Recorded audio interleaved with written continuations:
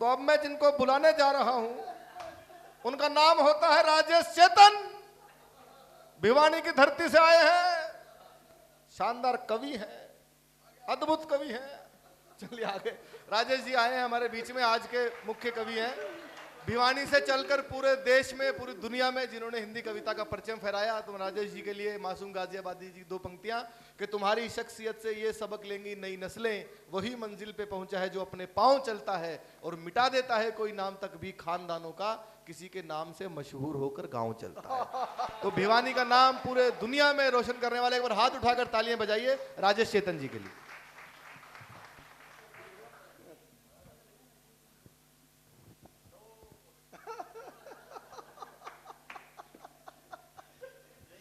कुछ भी कर सकता है। बहुत बढ़िया।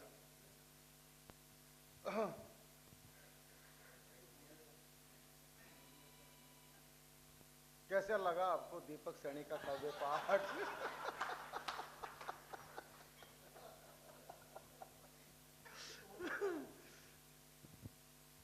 दीपक मल्टी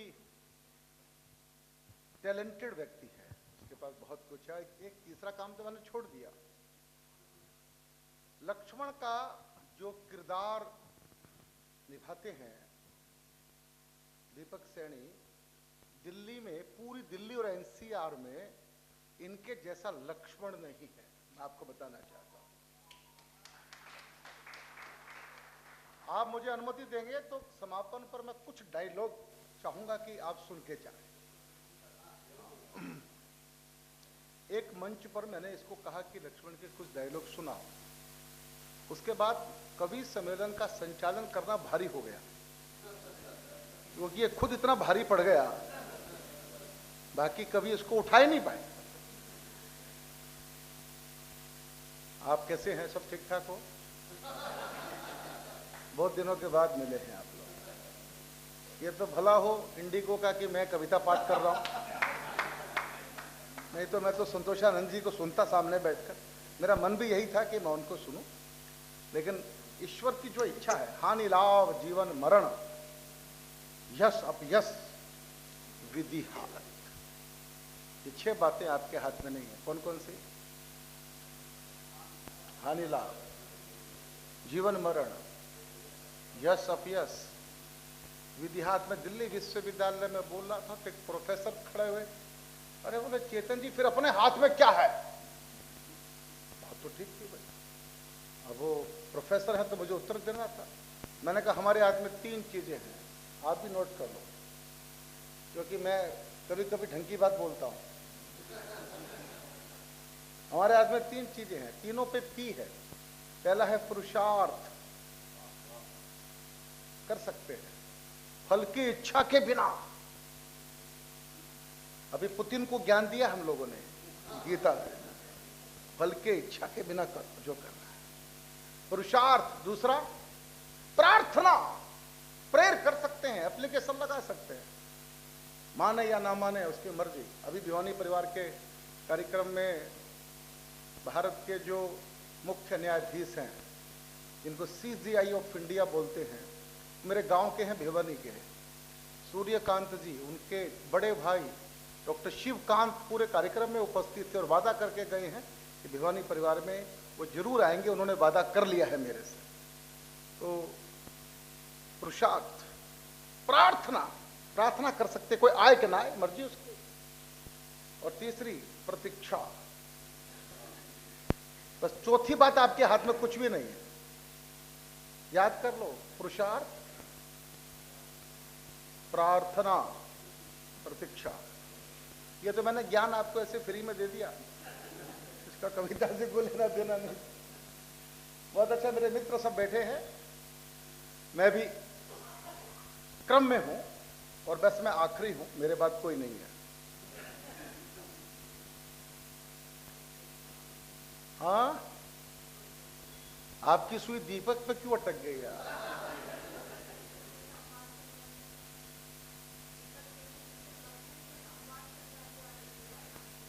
अरे आप इतना मेमोरी आप रखती हैं? वो दीपक पे अटके हैं, आप लक्ष्मण पे अटके हैं। चेतन जी को कोई देख ही नहीं रहा है। सुनिएगा, मानव बन धरती पर आना किस्मत है।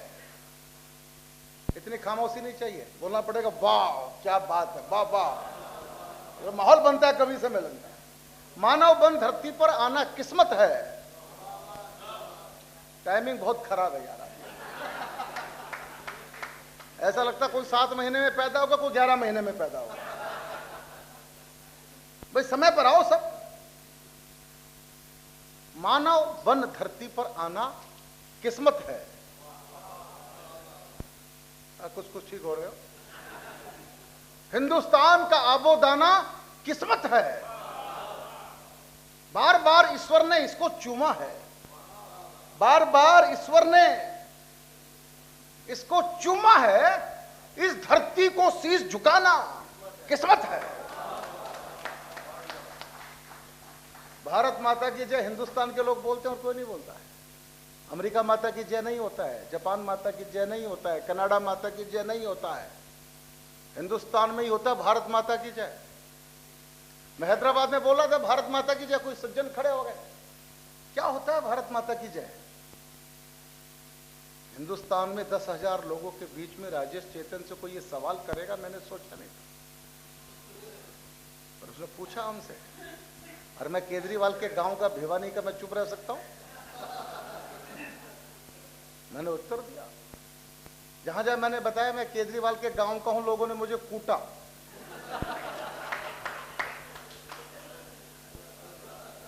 मैं इतना पिटा हूं कि आजकल बोलता हूं पड़ोस के गांव का हूं। रोज कौन पिटे भाई फालतू फंड में। तो उसने हमसे पूछा क्या होता है भारत माता की जय? मैंने उत्तर दिया।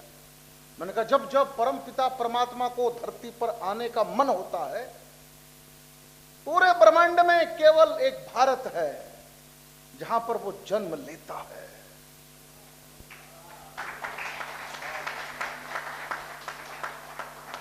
बिगड़ गया, मुंह लाल कर लिया, गुस्से में आ गया, आंखें लाल पीली करके मेरे पर चिल्ला, झूठ बोलते हो।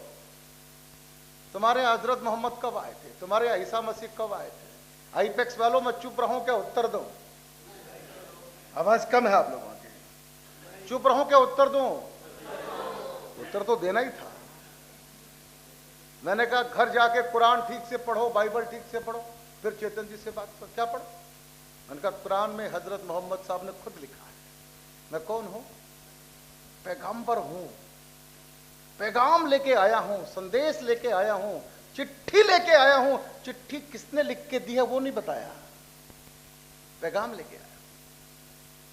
और मैंने कहा जाके बाइबल पढ़ना, क्राइस्ट ने स्वयं कहा है, खुद लिखा है। मैं कौन हूं? I am son of God.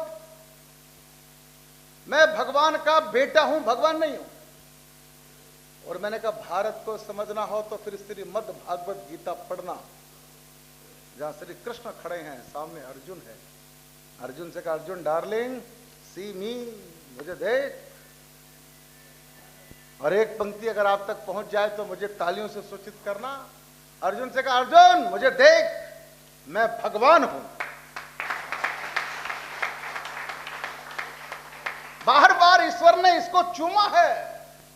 इस धरती को शीश झुकाना किस्मत है। बड़े बड़े कवियों को सुनकर बैठे हो। बाबा मुझे बोलना है क्या?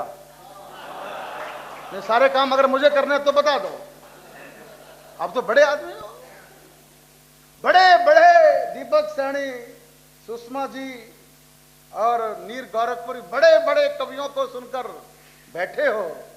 चेतन जी को सुनकर जाना।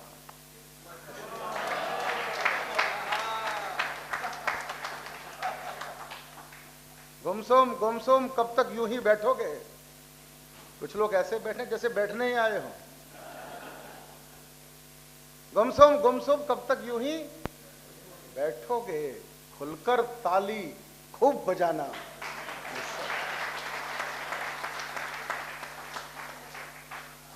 आज 7 दिसंबर को भारत की आर्म्ड फोर्सेस, सशस्त्र सेनाओं का झंडा दिवस है। पता है कि नहीं आप लोगों को?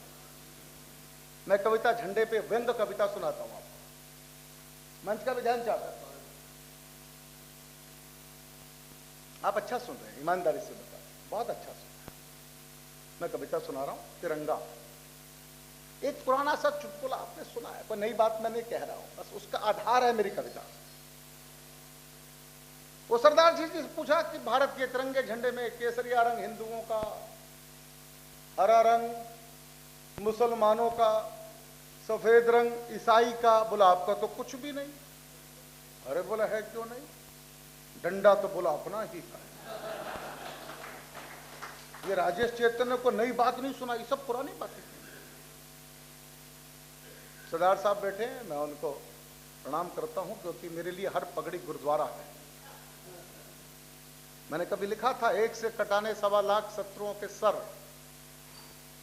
गुरु तेग बहादुर जी का 350वां शहीदी दिवस चल रहा है पूरे भारत में।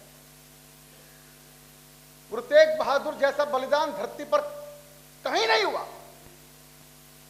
तब बोलना चाहता हूं, एक से कटाने 1.25 लाख शत्रुओं के सर। गुरु गोविंद ने बनाया पंथ खालसा, पिता और पुत्र सब देश पे शहीद हुए, नहीं रही सुख साधनों की कभी लालसा। जोरावर फतेह सिंह दीवारों में चुने गए, जग देखता रहा था क्रूरता का हादसा। चिड़ियों से बाज को लड़ा दिया था गुरुजी ने, मुगलों के सर पे जो छा गया था कालसा।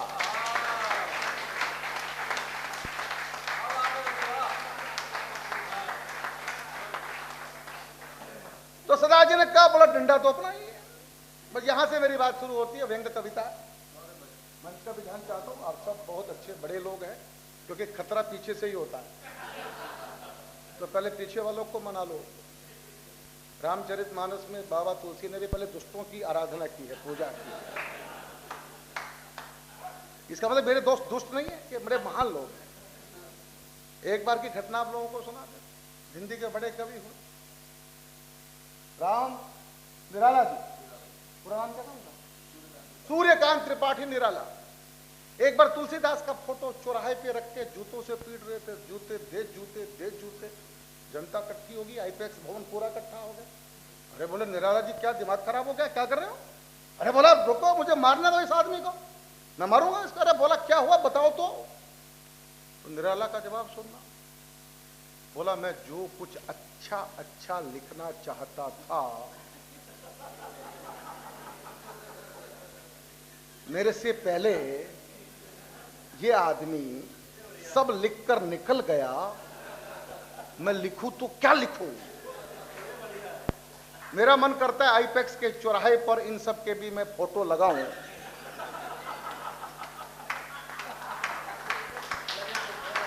कैसा है?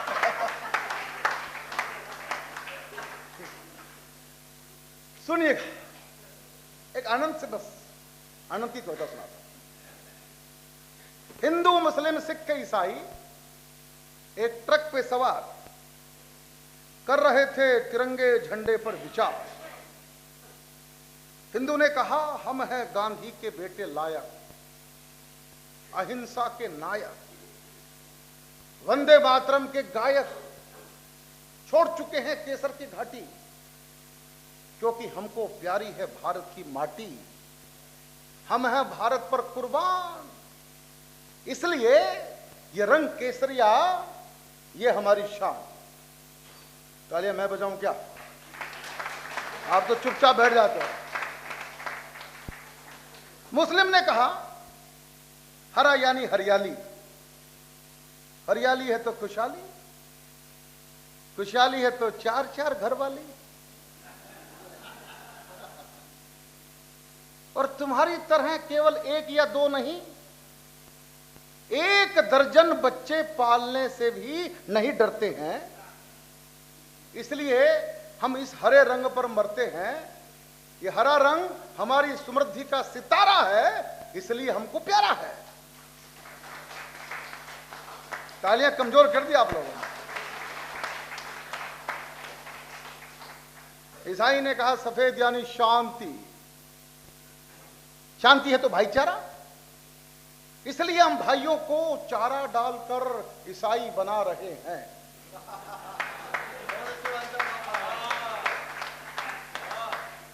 मंदिर मस्जिद गुरुद्वारों पर सफेद झंडा लहरा रहे हैं, और जिस दिन भारत के कोने कोने में ईसाइयत का झंडा लहराएगा, उस दिन ईसा मसीह भारत में जरूर आएगा।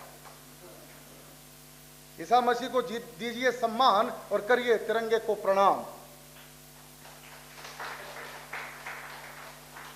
सरदार जी बोले,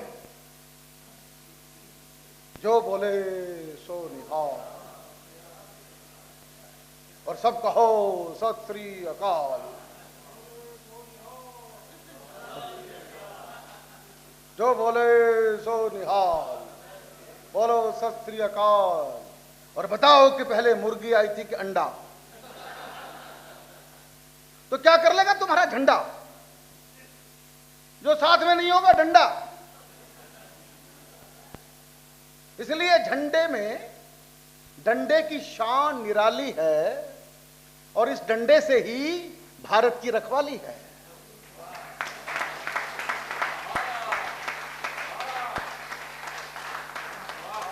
तो हम हैं भारत के चौकीदार, पंच प्यारों के अवतार। देश की रक्षा ये हमारा नारा है, इसलिए ये डंडा हमको प्यारा है।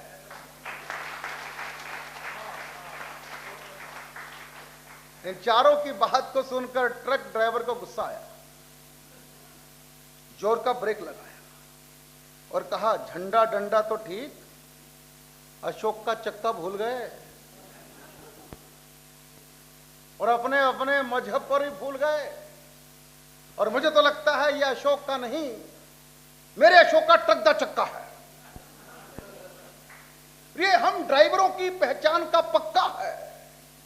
और तुम चारों भी, कविता यहां से शुरू होती है, और तुम चारों भी भारत के इस ट्रक के पहिए बन जाओ, और इस ट्रक में पंचर करने के बजाय मिलकर कदम बढ़ाओ।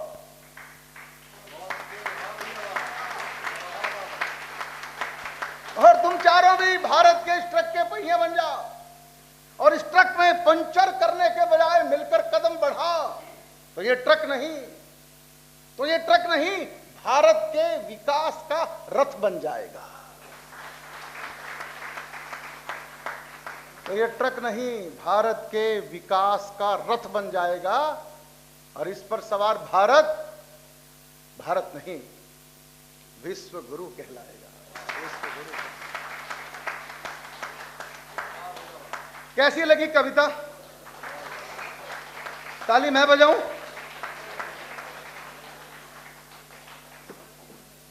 भारत के एक महान नेता भारत को जोड़ने में निकले हैं, रथ यात्रा लेके।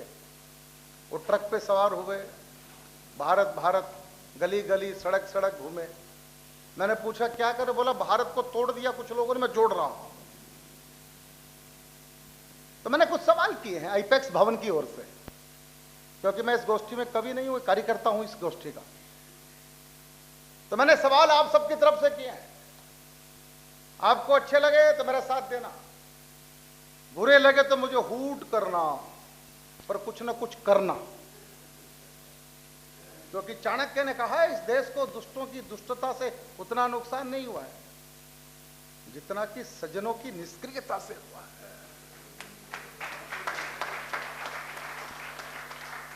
मैं शुरू करूं क्या? आप सब मेरे साथ हैं क्या? एक बार तालियां बजाओ, मैं शुरू होता है।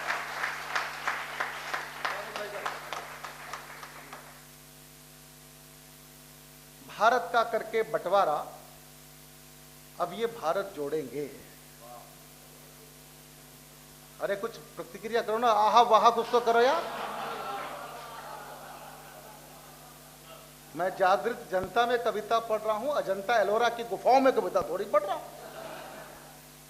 हाँ मेरे साथी, भारत का राष्ट्र प्रकाशी, भारत का करके बंटवारा, अब ये भारत जोड़ेंगे। अब ये भारत जोड़ेंगे, बस आप याद रखना, जिन्ना जीता नेहरू हारा। अब ये भारत जोड़ेंगे। अब मेरे सवाल देखना, अगर सही लगे तो मेरा साथ देना। 370 धारा लाकर आग लगाई घाटी में। आप किस्तों में बाबा क्यों करते हो यार? एक साथी भी कर सकते हो। 370 धारा लाकर आग लगाई घाटी में।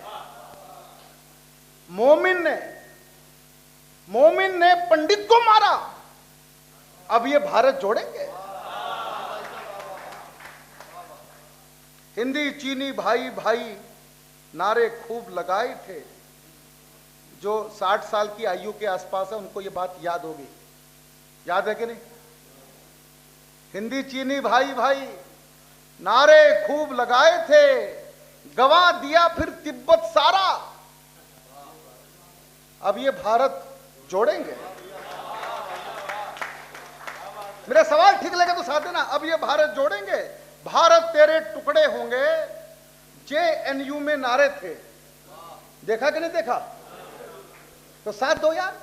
भारत तेरे टुकड़े होंगे, जेएनयू में नारे थे, गद्दारों को दिया सहारा, अब ये भारत जोड़ेंगे। कश्मीर में पाकिस्तानी झंडा लेकर आए थे, याद करो 1948, कश्मीर में पाकिस्तानी झंडा लेकर आए थे, पीओके में चांद सितारा, अब ये भारत जोड़ेंगे। सरदारों का खून बहाया गांधी टोपी वालों ने, ये तो आंखों से देखा होगा दिल्ली में, भूल गए क्या? सरदारों का खून बहाया गांधी टोपी वालों ने, घायल है मेरा गुरुद्वारा, अब ये भारत जोड़ेंगे। घायल है मेरा गुरुद्वारा, अब ये भारत जोड़ेंगे। मंदिर टूटे बनी मस्जिदें, मंदिर टूटे बनी मस्जिदें, लेकिन तुम खामोश रहे। क्या कौन भाग गया भाई? इंडिगो चल पड़ी क्या? मैंने कहा संतोष जी आ रहे हैं कभी तो मैं बैठ जाऊं। मंदिर टूटे बनी मस्जिदें, लेकिन तुम खामोश रहे। आखिर की पंक्ति पढ़ रहा हूं, साथ दीजिएगा जम के। मंदिर टूटे बनी मस्जिदें, लेकिन तुम खामोश रहे, कहां था तब ये भाईचारा, अब ये भारत जोड़ेंगे। खत्म होगी मेरी गजल, कभी ताली बजा दो यार आप लोग। और कुछ मुक्तक सुन लीजिए, क्योंकि आज मैं थोड़े थोड़े रंग सब दिखाना चाहता हूं आप लोगों को। 4 पंक्तियां पढ़ता हूं, एक सच्ची घटना आप लोगों को सुनाता हूं। देश के बड़े जनरल बिपिन रावत साहब का एक हेलीकॉप्टर में बलिदान हुआ, आपको पता होगा। उनकी पत्नी भी थी उस हेलीकॉप्टर में। दिल्ली कैंट शमशान घाट में अंतिम संस्कार हो रहा था। बहुत भीड़ में, कई कोने में राजेश चेतन भी खड़े होके आंखों में आंसू थे। मुझे नहीं पता था कि उनके कोई बेटा नहीं है। 2 बेटियां हाथ में अग्नि लेके माँ बाप का अंतिम संस्कार करने आगे आई। सुरेश तायल साहब, मैंने 2 पंक्तियां 4 पंक्तियां शमशान घाट में खड़े खड़े लिखी, मैं सुनाना चाहता हूं। सुनाऊं क्या?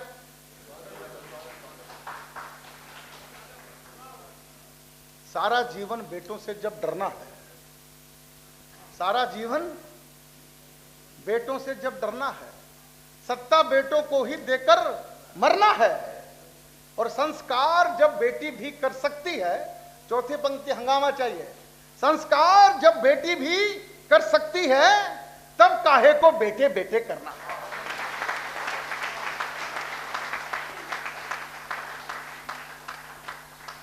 चार पंक्तियां और सुनिए।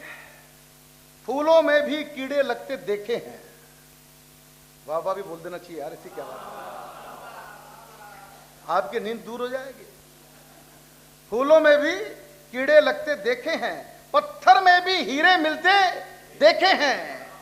फूल पत्थरों की बातें, फूल पत्थरों की बातें हैं बेमानी, फूल पत्थरों की बातें हैं बेमानी। नर से कुछ नारायण बनते देखे,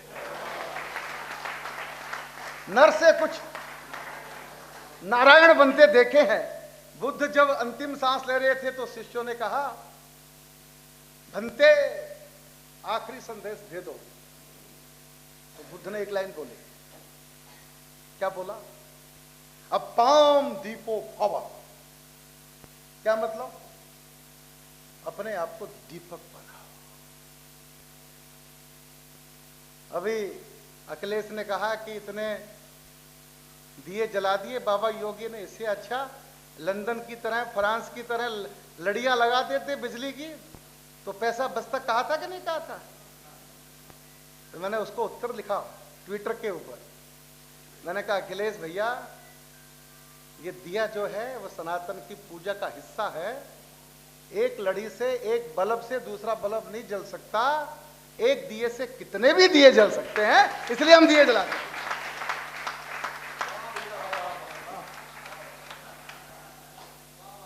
वाह वाह, आपको अब याद आई। गाड़ी बहुत लेट चल रही है आपकी। 4 पंक्तियां सुनिएगा। देहरी ऊपर दीप जलाना अच्छा है। देहरी ऊपर दीप जलाना अच्छा है, अंधकार को दूर भगाना अच्छा है। चौथी पंक्ति फिर हंगामा चाहिए। देहरी ऊपर दीप जलाना अच्छा है, अंधकार को दूर भगाना अच्छा है। बाहर लाखों दीप जले हैं, जलने दो, भीतर मन का दीप जलाना, भीतर मन का दीप जलाना अच्छा है। और 4 पंक्तियां बेटियों के लिए सुषमा जी मंच पर बैठी हैं, सुनाना चाहता हूं। 52 साल के बाद भारत की बेटियां विश्व कप क्रिकेट जीता। 52 साल के बाद।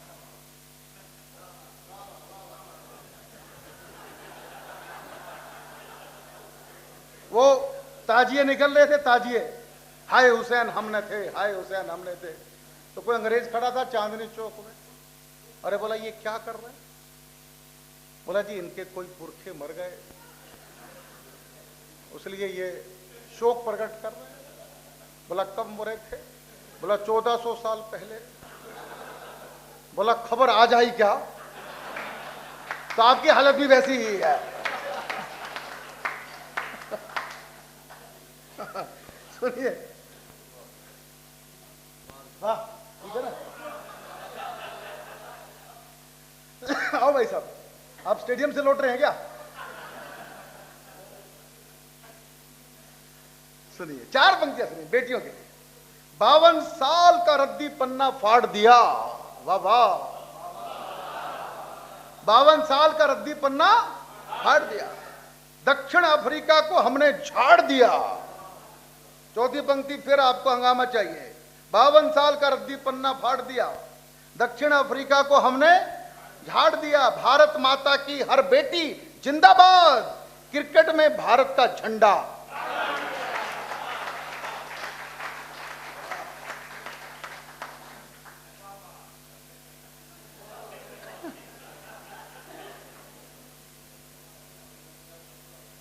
दोस्तों, अभी ये 25 का आखिरी महीना है और पहले सप्ताह में हम हैं। 3 सप्ताह और बचे हैं। 3 सप्ताह के बाद एक दृश्य होगा, चांदनी चौक में शराब की बोतलें टूटेंगी। रात को 12 बजे अंग्रेजों का साल शुरू होगा। और अब हिंदुस्तानी बेगानी शादी में, समझ गए आप लोग? मैं हंसता हूं कई बार मूर्खों के ऊपर। मैं दिल्ली के एक विद्यालय में गया और मैंने बच्चों से ऐसे बात की। बड़ा स्कूल था, लाखों रुपए की फीस थी। मैंने बच्चों से पूछा जनवरी से दिसंबर तक के महीनों के नाम बताओ। सब बच्चों ने बताया। मैंने कहा स्पेलिंग बताओ, बताई। फिर मैंने ऐसे लपेटे में पूछा, मैं कहा इस हिंदुस्तान में तुम्हारे दादा के देश में, परदादा के, लक्कड़ दादा के देश में भी कुछ महीने चलते हैं, उनके नाम बताओ। साए साए टाए टाए फिस एक बच्चा नहीं था। फिर मैंने मेरा मुंह घुमा के अध्यापकों से पूछ लिया, आप ही बता दो। इससे पहले कि मैं प्रिंसिपल से पूछता, मैंने लिखा 1 जनवरी चकाचौंध में विक्रम संवत भुला दिया है। वाह वाह, आप सो जाते हो। 1 जनवरी चकाचौंध में विक्रम संवत भुला दिया है। नहीं जानते निज का गौरव, हमने सब कुछ लुटा दिया है। और जनवरी फरवरी अक्षर अक्षर बच्चों को हम रटवाते हैं।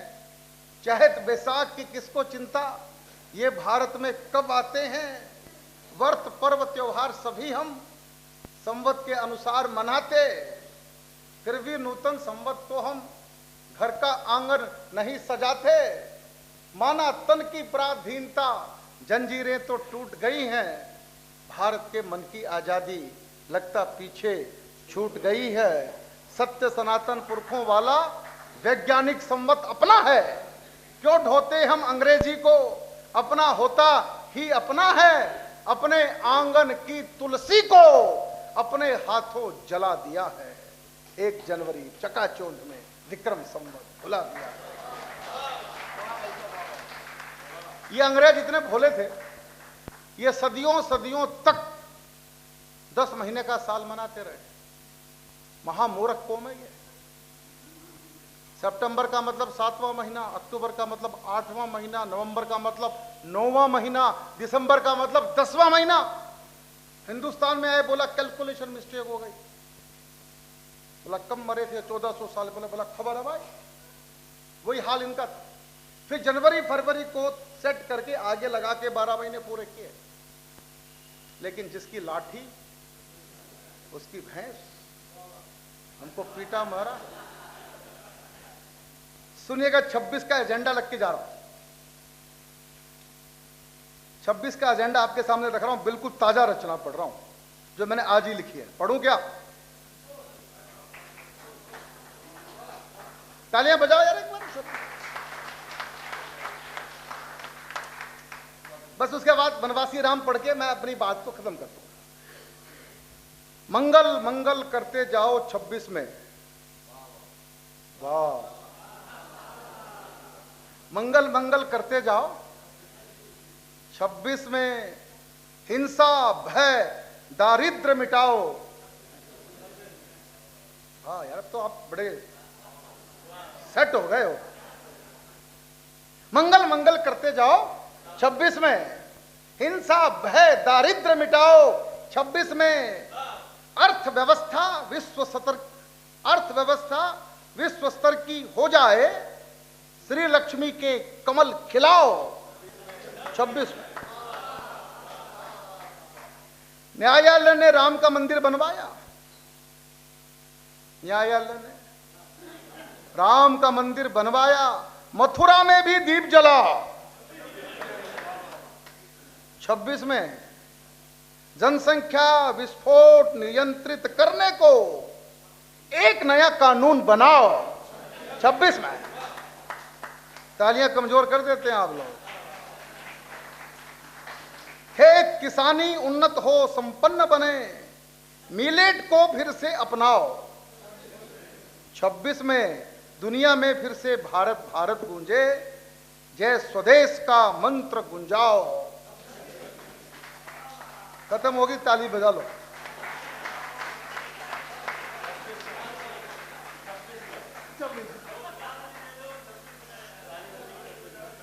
देखिए, मेरी ये कविता ऐसी है कि जो भारत में बहुत लोकप्रिय है, जो मेरी पहचान की कविता है।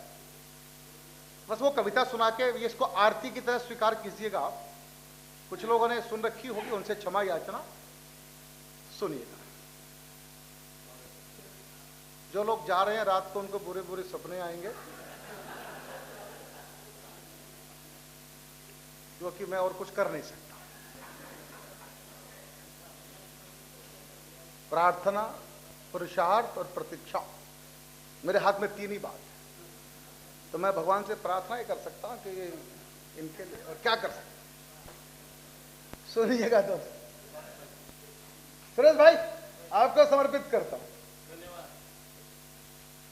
राम वो शब्द है, जन्म से लेके मृत्यु तक हमारे साथ चलता है। यस और ना? बस आखिरी है, इसलिए राम की बात कर रहा हूं। इस गोष्ठी का 151वीं गोष्ठी का समापन, उसका मैं आखिरी कवि हूं। उसके बाद लक्ष्मण जी जाग गए तो अलग बात है। तो पहले राम की चर्चा कर ले, फिर लक्ष्मण की चर्चा होगी। तुलसी, तुलसी में 3 शब्द हैं। तू का मतलब ईश्वर राम, लय का मतलब लक्ष्मण, और सी का मतलब सीता। और तुलसी का मतलब राम, लक्ष्मण और सीता। नई परिभाषा मैं ही दे सकता हूं, मैं ज्ञानी तो मैं ही हूं ना। सुनिए,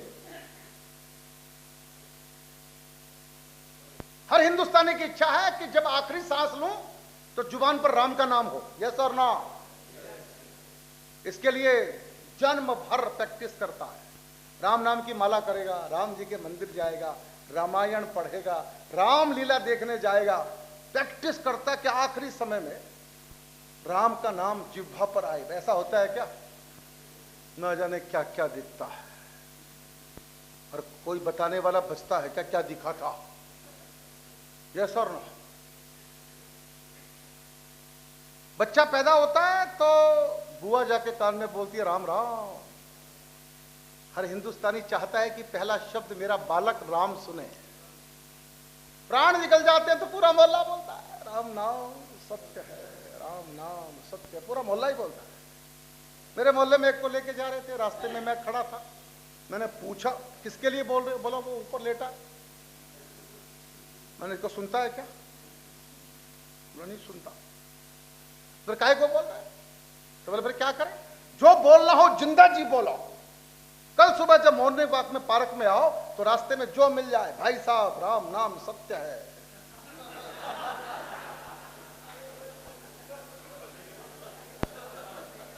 मैंने कहा फिर दूसरे को बोलना, तीसरे को बोलने के लायक बचोगे नहीं।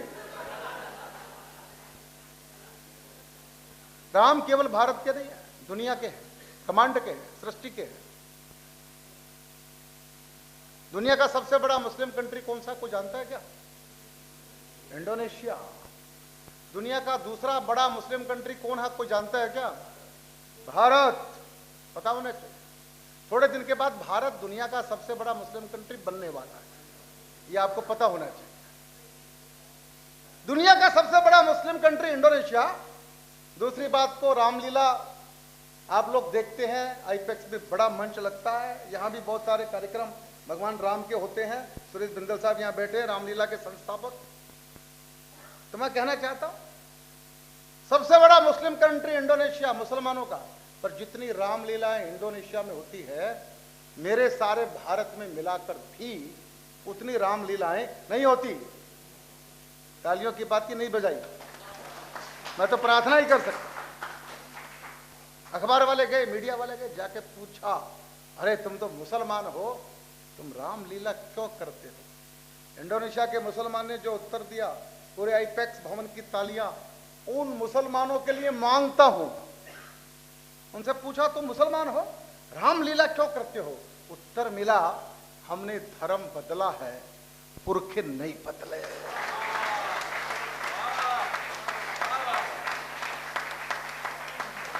ये बंगाल वाले जो ईंट उठा उठा के बाबरी बना रहे थे, इनको ये अकल आ जाती तो क्या भारत में 500 साल राम मंदिर के लिए लड़ना पड़ता क्या? जिस दिन मोदी जी झंडा लहरा रहे थे, उनके हाथ ऐसे ऐसे हिल रहे थे, उस समय मैं संसद टीवी पर लाइव था। पहली बार हमको कहा गया कि जो मर्जी पढ़िए, कोई सेंसर नहीं होगा। मैंने कहा भारत बदल रहा है यार। तो जो कविता मैं वहां सुना के आया संसद टीवी पर आपको सुना रहा हूं, मेरी कविता है वनवासी राम। कुछ लोगों ने सुनी, कितने लोगों ने सुनी है? पहले बस 4 लोगों ने सुनी है क्या? फिर तो सब नए ही है मेरे लिए। बिंदल जी थोड़ा सा पुराना इनका मामला है, बाकी आप सब नई पहली बार सुनिएगा। वनवासी राम मेरी पहचान की कविता है। कविता की भूमिका में मैंने 2 पंक्तियां कही। 2 लाइन की भी कविता होती है, हो सकती है। जिन तक पहुंचे वही तालियां बजाना, पड़ोसी को देख के कोई ताली नहीं बजाएगा, आपकी बुद्धि में जाए तो बजाना। 2 पंक्ति सुनना। राम वन गए, राम वन गए तो राम बन गए। वाह क्या बात, लव यू। आपके जैसे श्रोता पूरे भारत में नहीं है कहीं। वाह, अब खबर मिली। ट्यूबलाइट, बहुत अच्छा। सुनिए वनवासी राम, मंच का बताएं। लक्ष्मण जी सुनिएगा। माता पिता की आज्ञा का तो केवल एक बहाना था। माता पिता की आज्ञा का तो केवल एक बहाना था, मातृभूमि की रक्षा करने प्रभु को वन में। कविता मैंने लिखी कि आपने लिखी है? तो किसने गंगा तट पर जाकर केवट का सम्मान किया? कल अंबेडकर जी की पुण्यतिथि थी, संविधान के मसीहा, आरक्षण के मसीहा। आरक्षण के नाम पे हमने भारत को आग लगाई। हमने हरियाणा फूका, पंजाब फूका, राजस्थान फूका, यस और नो? राम जी का आरक्षण क्या था मेरे से सुनो, ये भी आरक्षण था। किसने गंगा तट पर जाकर केवट का सम्मान किया? और निषाद को किसने अपनी मैत्री का वरदान दिया? गिद्धराज को प्रेम प्यार से किसने गले लगाया था? भिलनी के बेरों को किसने भक्ति भाव से खाया था? वनवासी और दलित जनों पर अपना प्यार लुटाना था। माता पिता की आज्ञा का तो केवल एक है।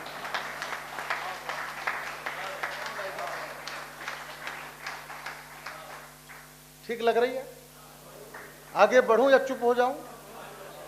अच्छा, आप कहोगे तो मैं चुप हो भी जाता क्या? कितने भोले लोग हैं। अगर प्यार करना है तुमको राम सिया सा प्यार करो। 2014 से पहले भारत में जो भी विदेशी मेहमान आता था उसको मेरी सरकार ताजमहल का मॉडल दिया करती थी। ये भारत की पहचान है, भारत की संस्कृति है। जब 2014 के बाद जो काम किया भारत सरकार ने, मैं सैल्यूट करना चाहता हूं। पहला काम यह हुआ, विश्व की सब भाषाओं में श्रीमद् भागवत गीता का अनुवाद करवाया गया और विश्व की सबसे महंगी प्रेस में उसको प्रिंट करवाया गया। अब कोई मेहमान आता तो ताजमहल नहीं दिया जाता, क्या दिया जाता है? श्रीमद् भागवत गीता। ये भारत बदल रहा है। लोग कहते हैं ताजमहल मोहब्बत की निशानी है। मैंने कहा इसमें से मोहब्बत को अलग करो, केवल निशानी है। तो लोग हमसे पूछते राजेश चेतन इतना कड़वा क्यों बोलते? तो मैंने कहा शाहजहां ने मुमताज के मरने के बाद 3 शादियां और की, इसका नाम मोहब्बत है क्या?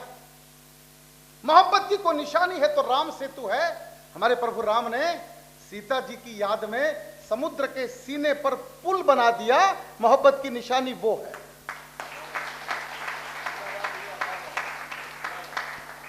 अगर प्यार करना है तुमको राम सिया सा प्यार करो।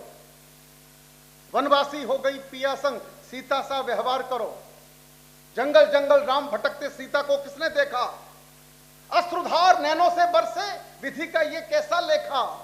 राम सिया का जीवन ही तो प्यार भरा नजराना था। माता पिता की आज्ञा का तो केवल एक। बहुत लंबी कविता, 2 बंद सुनाऊंगा, केवल 2, लास्ट के 2 सुनिएगा। बलशाली वानर जाति तो पर्वत पर ही रह जाती। हनुमान जी की बड़ी पूजा करते हैं भारत के लोग। हनुमान जी के मंदिर इतने बनाए जितने के राम जी के भी नहीं। यस और नो? बोला करो। राम के भक्त हनुमान, कृष्ण के भक्त अर्जुन। आईपेक्स वालों, अर्जुन के मंदिर आप लोगों ने क्यों नहीं बनाए?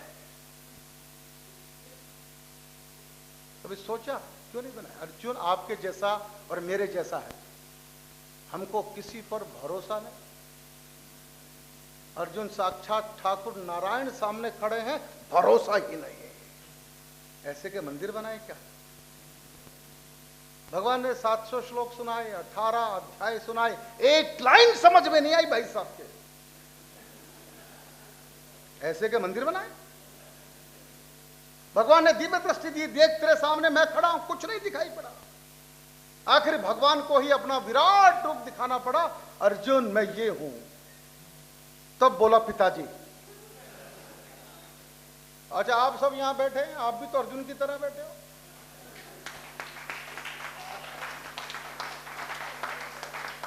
अच्छा, आप राजेश चेतन को पहचान पाए कि मैं कौन हूं? यस और नो?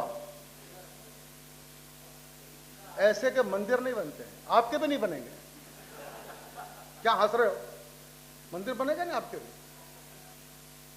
दूसरे तो हनुमान जी महाराज है, पहले दिन ही पता है सामने वाले पिताजी हैं, कोई डाउट ही नहीं हनुमान जी को। हनुमान जी को समझना हो तो मेरी एक लाइन मैंने अब सुनाई थी, राम बन गए तो बन गए। दूसरी लाइन और सुनाता हूं, याद रखना, राजेश चेतन के नाम से। हनुमान जी का मतलब क्या है? हनुमान जी का मतलब है सूचना मिली सोचना बंद। तालियों की बात की नहीं बजाई आप। ये 6 दिसंबर को जो कार सेवक गए थे अयोध्या में, वो सबके सब और कोई नहीं थे, सारे ही हनुमान थे। और जो सीमाओं पर रक्षा कर रहे हैं, -40 में खड़े हैं, +55 में खड़े हैं, वो भी कोई और नहीं है, वो सब भी हनुमान ही हैं। बलशाली वानर जाति तो पर्वत पर ही रह जाती, बाली के अत्याचारों को शायद चुप ही सह जाती। प्रभु ने मित्र बनाए वानर, जंगल पर्वत जोड़ दिए, जाति और भाषा के बंधन पल भर में ही तोड़ दिए। जन जन भारत का जुड़ जाए, प्रभु ने मन में ठाना था, और माता पिता की आज्ञा का तो केवल एक बार। आखिरी का बंद सुनाता हूं, कविता लंबी 18 बंद है, तब तक आप भी नहीं बचोगे, धीरे धीरे कम होते जा रहे हैं, मुझे डर है सारे ना निकल जाए। तो आखिरी बंद सुनाता हूं। अच्छा, मुझे कोई फर्क नहीं पड़ता, मैं ये मानता हूं जब ज्यादा लोग सुनते हैं तो मुझे लगता है कि कौरव सुन रहे हैं,